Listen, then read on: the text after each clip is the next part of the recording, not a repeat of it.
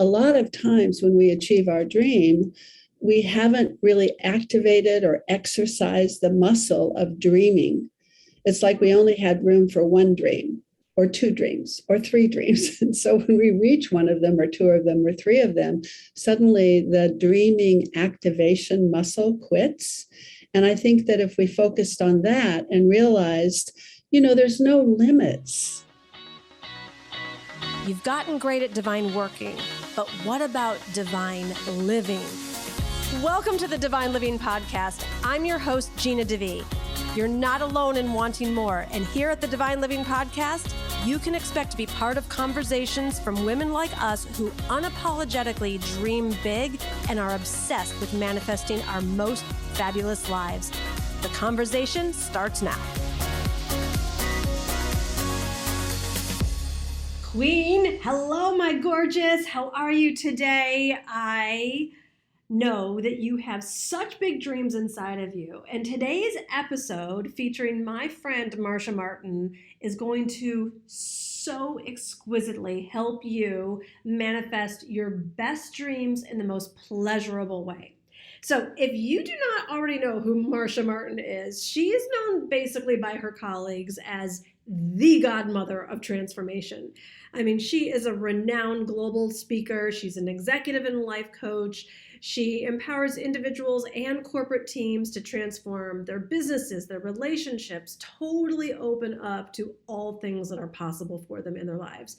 She has personally trained over 300,000 people worldwide to get unstuck so they could step into the best version of themselves. Marcia's corporate clients include like Hard Rock Hotels, Warner Brothers. I mean, the list goes on and on and on. Let's just say you are in the midst of a true transformational master. Enjoy this episode.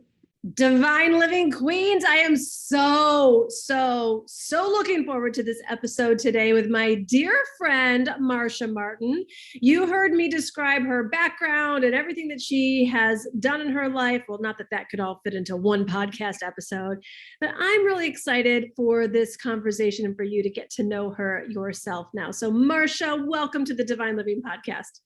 Gina, I love this. I love that we're together and talking, and I'm just delighted to be here. Oh, well, thank you so much for coming and sharing what I know is going to be an exorbitant amount of wisdom.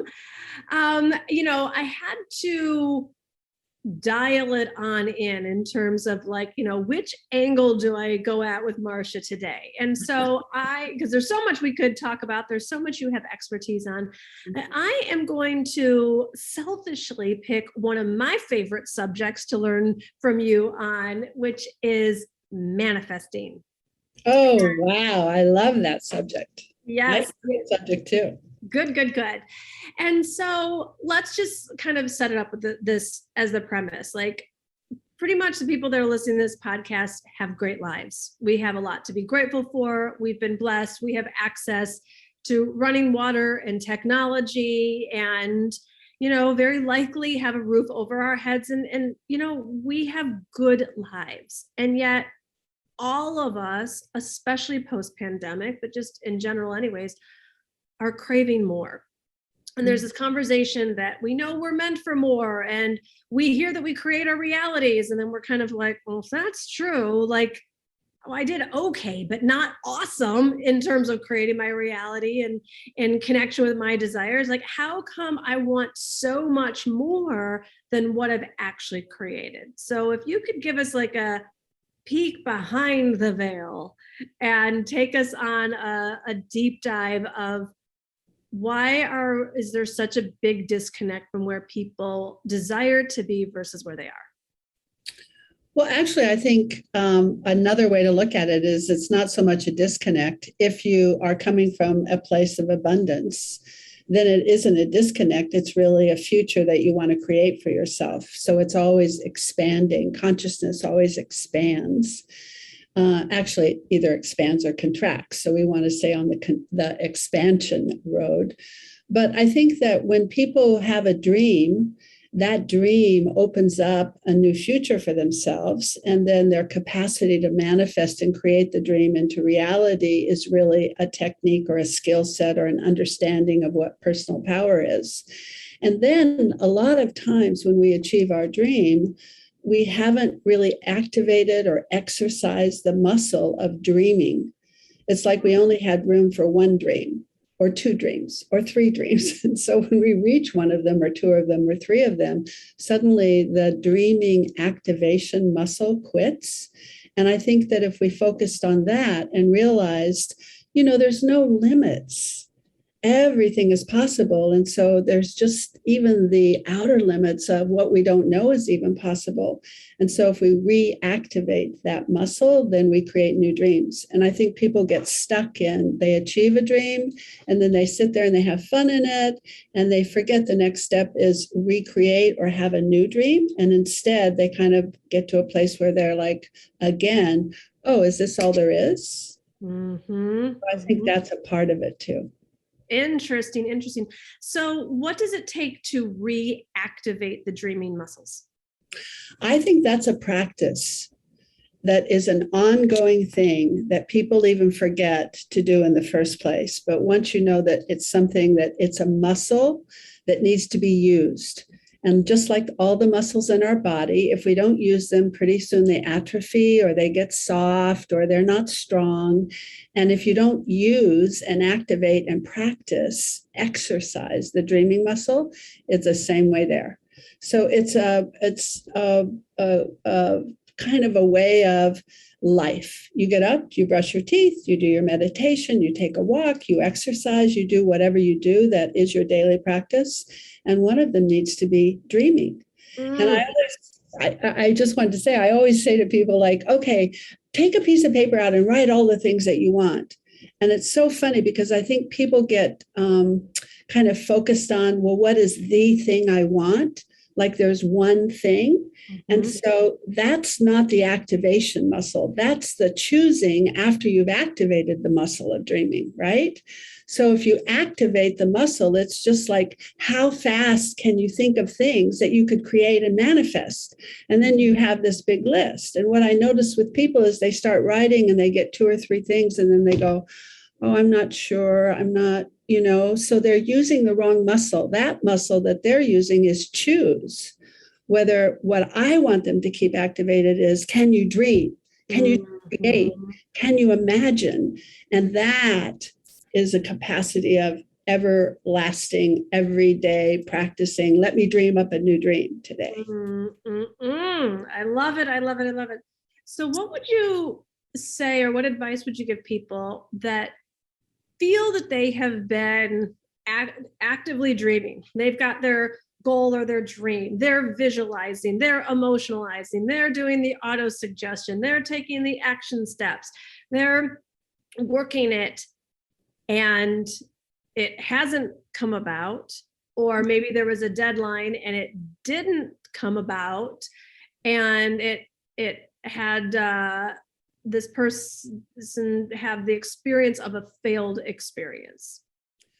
Well, again, you and I know there's no failures because it's just a road, a journey. So we don't know how many times that we don't achieve something that needs to be on the path to where we do achieve it. So first of all, we have to make peace with that it's a journey. So if I create something, I want something, I intend something, I manifest it, or I go through the steps of manifesting it and it doesn't show up with the deadline, then perhaps we didn't know the skill sets of how to do it in that deadline. But it's not that we failed, it's just that we haven't realized it yet.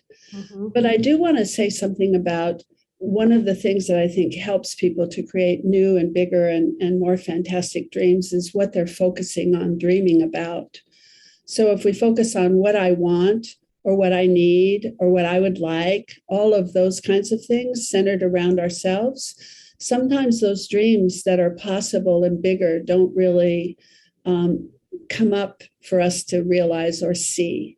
But if we focus on what would be the greatest contribution I could make, what would be the greatest value I could give, what are the greatest needs of humanity or the world or my family or my community or my team? If we start to focus in that way, the dreams seem to kind of come in more easily.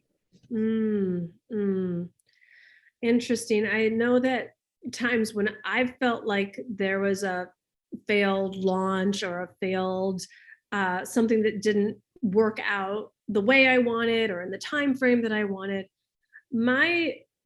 some of my recollection was that I wasn't allowing the expansiveness of God, like meaning like I was going for the best that I could imagine, which I thought was the thing, and realizing like the quote unquote failure it was a no because I have better for you. Yes. And that's taken me a lot of ego dropping to get, because in this entrepreneurial space, if you have a failed launch or whatever, it's a failure, or you weren't powerful enough or likable enough or whatever it is. And I've seen so many times when I was going for something that I was willing to do to get the result, but the universe was like, we're not letting you settle for that. I totally agree with that, Gina. And I always say that alignment trumps everything. So as you and I both know, being transformational leaders, spiritual teachers, leadership and championship experts, all of those things, we know lots of ways and skills and rituals and practices, and there's so much to learn for sure in terms of human potential. But I think alignment trumps everything. And what I mean by that is when we're lined up with who we really are, our higher self, the universe, God, light, enlightenment, the consciousness of all that goes through everything.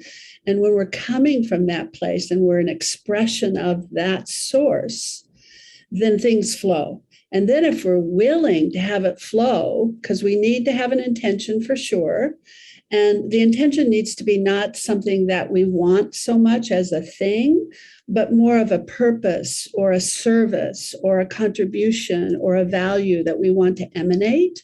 Mm-hmm. And then we'll be on the right path in terms of our own alignment and coming from that. And then we have what you just said, which is a willingness to notice that maybe there's a bigger answer here than even we know. And maybe if we flow with what's happening and be grateful for what is happening, we'll find that what we have in store for us is bigger than we ever dreamed.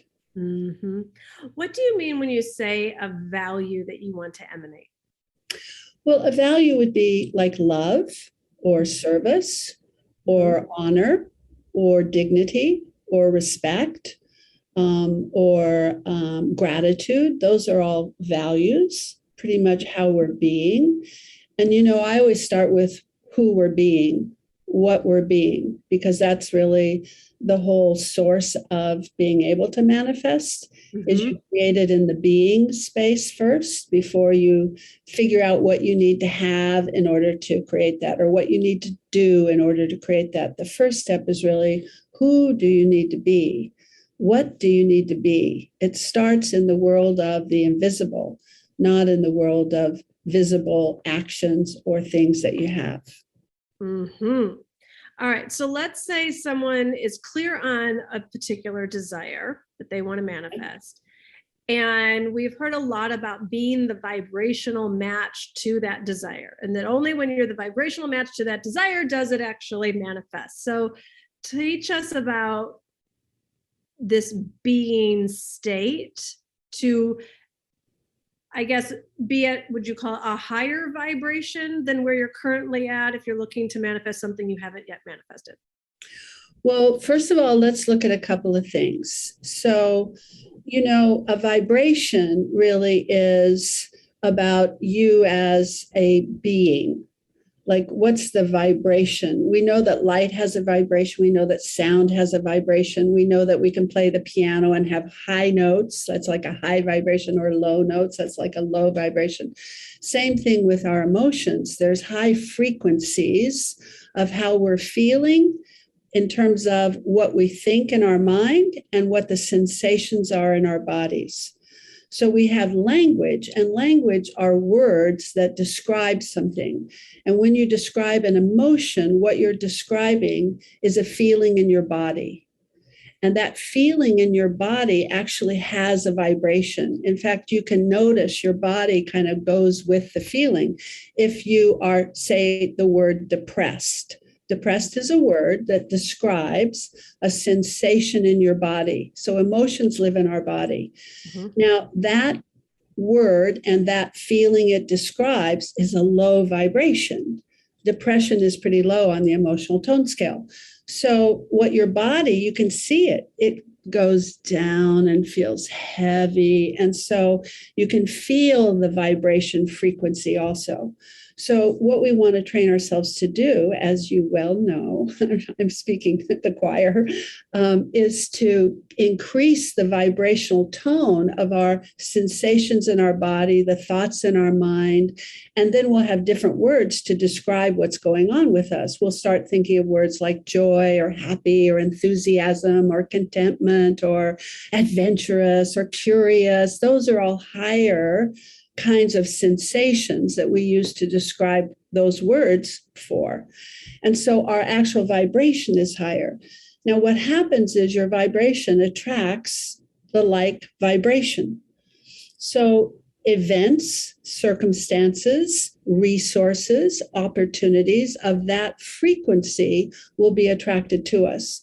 So it's not like we're trying to be the vibration of a new car. We're trying to be the vibration of enthusiasm, love, joy. It's high vibration. That vibration frequency will attract to us all sorts of opportunities, relationships, connections, circumstances, opportunities that will be of the like kind of vibration that we're emanating.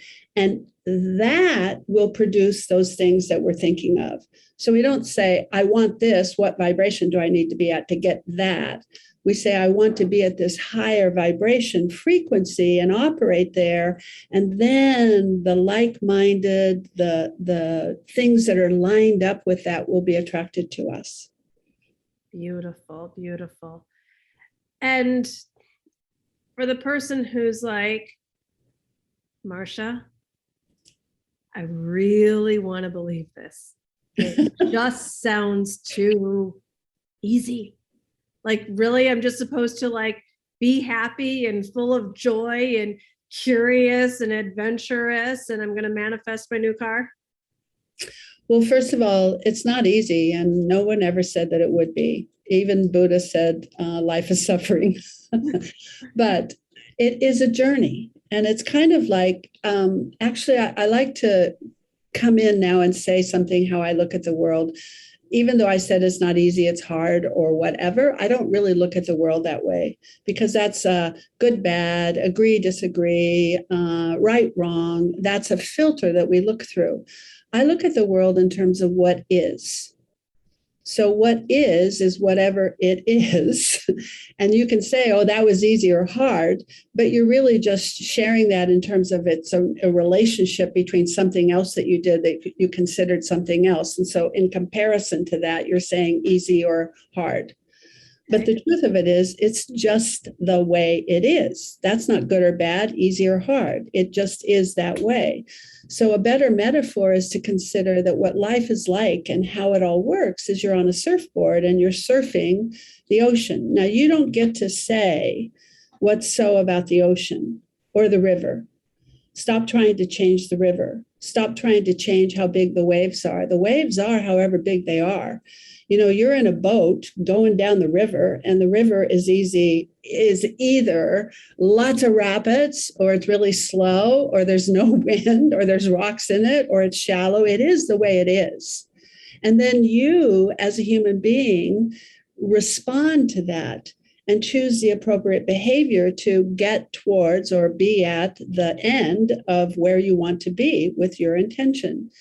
And so it's not that it's bad or hard. It's just that it is what it is. And sometimes the waves are high. And sometimes you have to hold on to that surfboard.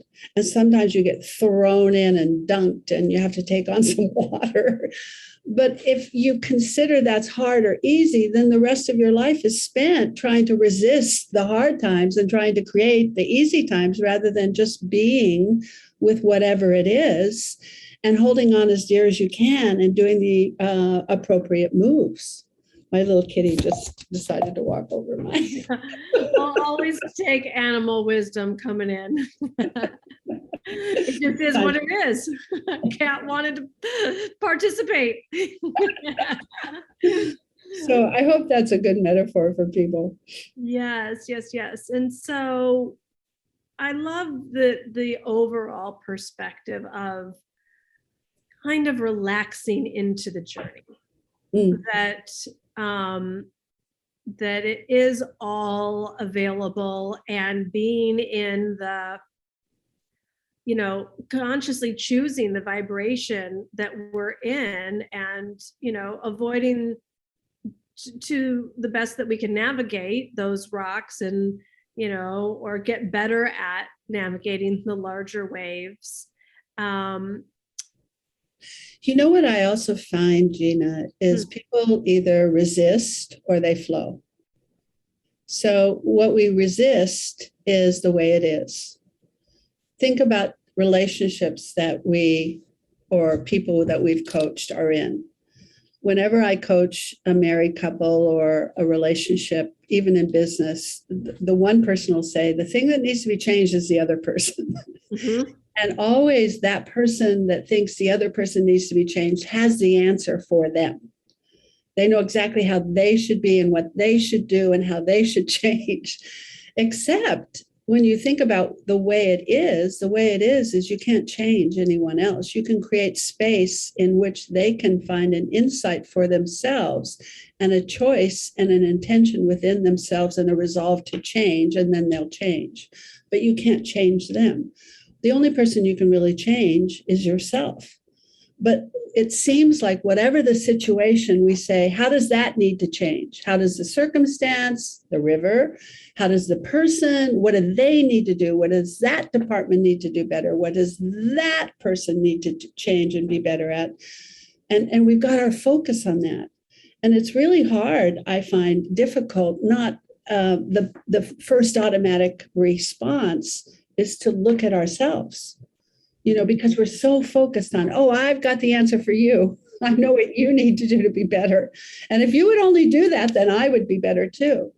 But it's exactly that opposite, where it's, I need to look at how did my behavior, my perspective, my intuition, my thought process, my judgments, my beliefs cause me to be in this particular place where I've created this particular scenario.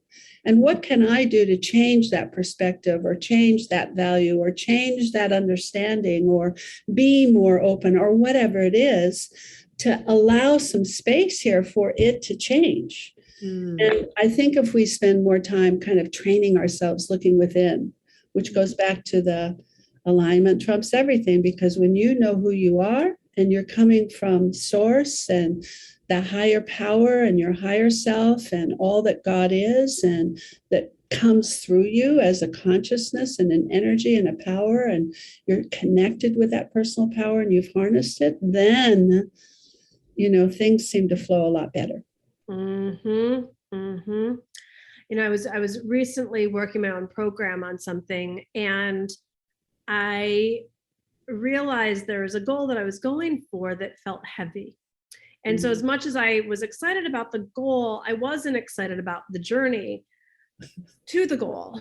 And I've been paying more attention to how I feel lately. And, being a Capricorn, I've, historically been so willing to just do whatever I needed to do to get to where I wanted to be. And so I don't know if it's turning 48 or just higher consciousness or what, but I'm like, the journey actually does matter, Gina, or it finally matters more to me than it used to. And when I started asking, I thought that this was the plan of what I needed to do to get there. And then I said, well, what would actually feel better? and I started trusting these good feeling emotions. And I was like amazed at how miraculously and almost instantly from this place of being more open, that just an amazing solution presented itself that was like right in front of me the whole time, but I didn't see it. You know what I love most about what you said is the word trust. That you trusted the process, you trusted the journey, you trusted yourself, essentially is what you're saying. You trusted source and God, and you trusted light, and you trusted that you're on a path that's worthwhile, all of those things. And that's kind of what surrender is all about. When you surrender to that willingness to being able to trust. Mm-hmm. And we want to control so much, and we want to figure it out, and we want to do the right way, and we think it's going to go this way, and we get stuck so much in how it should happen, rather than just reminding ourselves, what is our purpose? What have we asked for? Ask and it shall be given to you. And that process, and what I tell my students is to welcome the experience. I say, really, the first step is figure out what you want. What is your desire? What are you asking for? Get clear on your intention, and then welcome the experience, because the universe has a very special intelligence to put in front of you everything that you need to experience in order to have what you said that you wanted. But sometimes we decide, oh, well, I didn't want to experience that. Well, I didn't want to go through that. And then we resist. So I just keep saying, welcome the experience, treat it as a gift, whatever it is. And that's when the high waves come and you're on the surfboard and it's a little scary and you're frightened and it's difficult and you're not sure and you're uncertain and all of those things. But the more you're willing to do that thing that you just described, is trust and go with the flow. It's easier and like magic, right? Yes. And I would love for you to give some advice to my younger self, in case someone else is there right now. Because, we hear go with the flow. And that sounds so nice, and in the moments of consciousness where we can identify we have gone with the flow and it did miraculously work out, we're like, yay us, yay universe. But we've also been told no pain, no gain. Take the bull by the horns. It's hard to ... find the good help, find the good man, find the, whatever.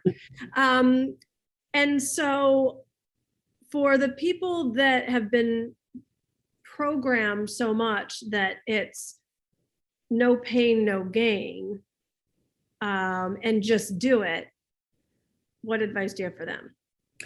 Well, I think we need to clarify the no pain, no gain. First of all, that's part of it. And the flow, what flow is. Flow doesn't mean, for me, that you just, there's a certain flow, and if you get in it, it all works out. Flow is that I'm willing to be with what's there, and that I'm willing to not resist what's there. I'm willing to be present while I'm here with what's there. And flow is, a lot of it has to do with my ability to have an observer of myself. So it doesn't mean that I'm not in pain sometimes, or that I don't have loss, or I don't have failures. I mean, I've had my share of things that have happened in my life. I've lost millions of dollars and had to start over again at one point in my life. I've lost a stepson who actually took his own life, and it was just brutally, emotionally, just took me down. I've gone through a divorce. All of those things happen to all of us in different ways. We all have our losses and our sadnesses and our fears and our obstacles. But I think the difference is, if you're going with the flow, you're also able at those moments to take yourself out of the game so much that you're so in it that it's who you are. And that you can observe from a point of view of noticing Did you resist? Did you not? Did you hold on to? Did you get attached? Were you trying to control? What kinds of thoughts were going through your head? Were they serving you? Can you redirect the way that you're thinking?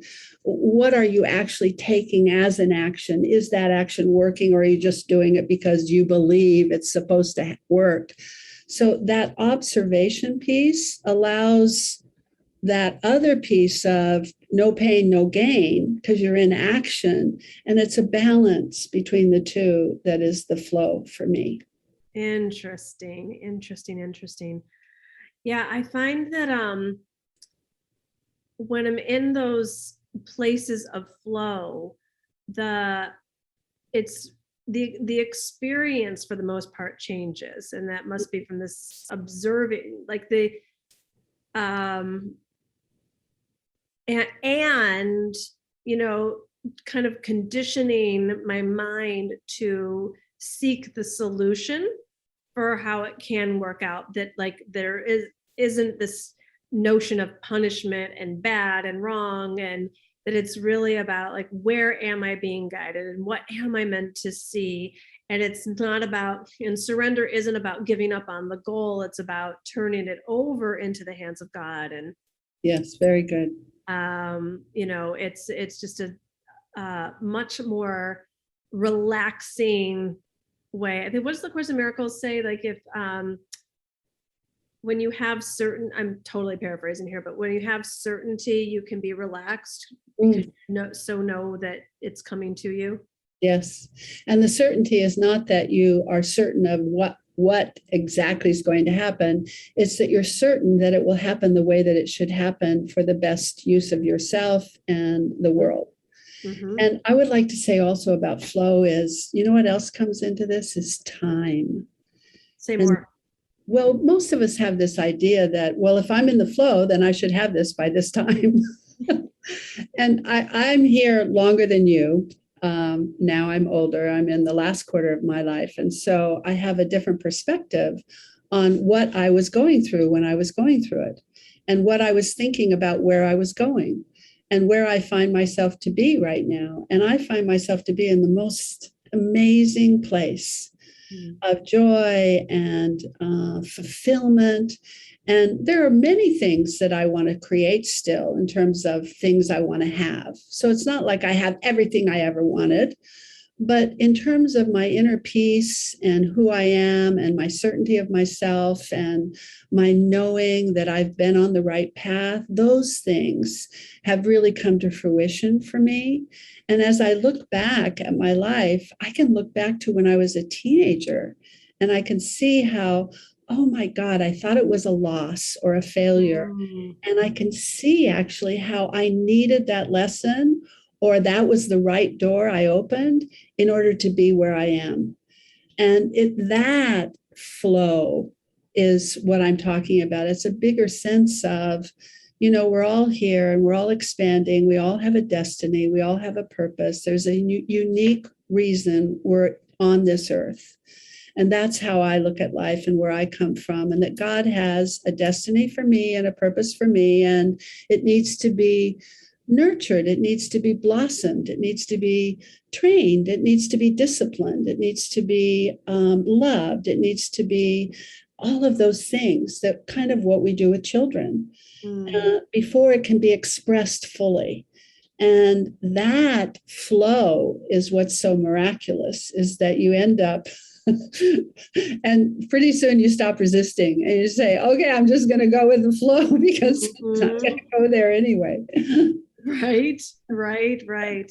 Yes. Releasing the resistance to just watch where you're being directed. So I have one last question before we wrap. So I love going with the flow. I love trust that it's going to work out the way it's meant to. And I see so many women, myself included, at different times use it more as an excuse and being willing to settle. Like, well, it didn't happen, so it must not have been what was Oh, I meant to see. Yeah. happen. Or, Yeah. like if I was really supposed to go on that trip or take that course or do whatever, well, the money would have showed up. It didn't show up. So I guess it just wasn't supposed to happen, rather than like really, in a more alive way, activating one's personal power. So what do you have to say about this kind of? Well, I think that, first of all, we have an inner justice system. And in other words, we have a emotional system that tells us if we're on the right path. So our emotions have a purpose. So if we're experiencing joy, we can say, oh, whatever I decided or whatever I'm thinking, seems to go in that direction. You start feeling bad, feeling depressed, feeling sad, pretty much the same thing. You can say, what am I thinking or what am I doing? What is causing this kind of thing? So it's a little kind of guide to tell you, oh, you're going down the wrong way. Oh, go over here. Oh, think a different thought, right?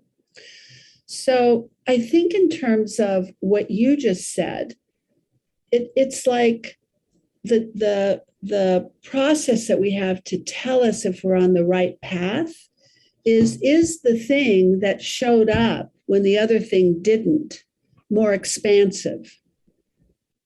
Because then I would say, oh, this was supposed to happen instead of that. But if the thing that shows up makes us feel, oh, I guess I wasn't supposed to get my promotion and I'll just settle with this. Mm-hmm. Well, that's a less, and that's not how it works. It should open up something bigger and something more powerful. You should be able to say, oh, I can see that was making me be a less person, a smaller person. In this way, I'm seeing I'm more joyous. There's something in there, Gina, that I think is a good guide for us to consider, rather than just saying, well, it didn't happen, so I guess it wasn't supposed to. And then you sit in this feeling of, and I don't like it here at all. Well, then you're in the wrong place. So keep going. Yes. Well, it sounds like it requires a lot of self-honesty then, because I think a lot of women are just then getting really good at lying to themselves, like, oh, I'm just happy here because if it was supposed to work out, it would have. And, I guess, and that's just for each of us to discover for ourselves, like, wait a minute, am I actually disappointed? And if so, it's safe to admit that, or, and then always going for the expansion rather than the contraction.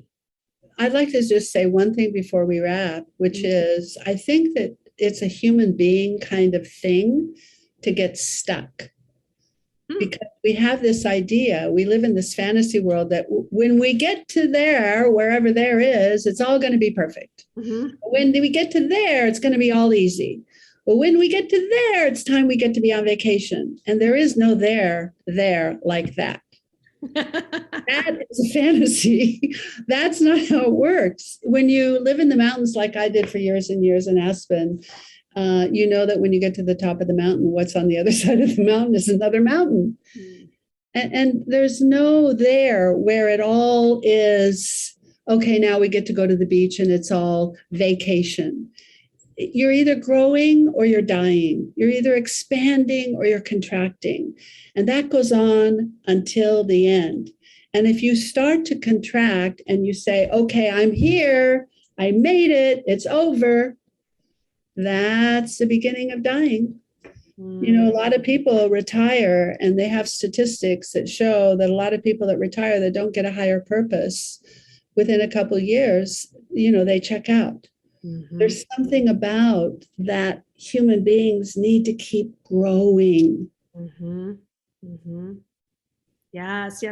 Well, I know one way all of our listeners can keep growing is to get into your membership and to stay in touch with you. So we will put all the links in the show notes about, you're going to follow Marcia on Instagram. You're going to get into her membership. Tell everyone, though, a little bit about your membership. I think it's amazing.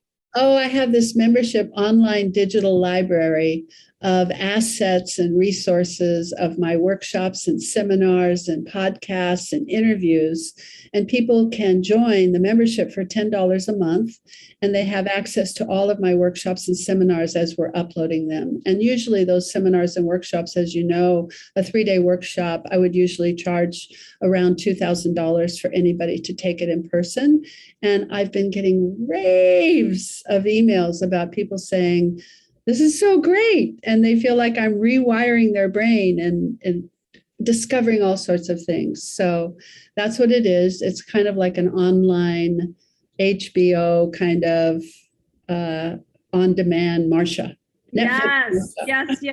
So we'll have all the links there. Check it out below. Marcia, thank you so much for sharing your love, your wisdom, your spirit. I know it's going to impact so many. Thank you, Gina. God bless.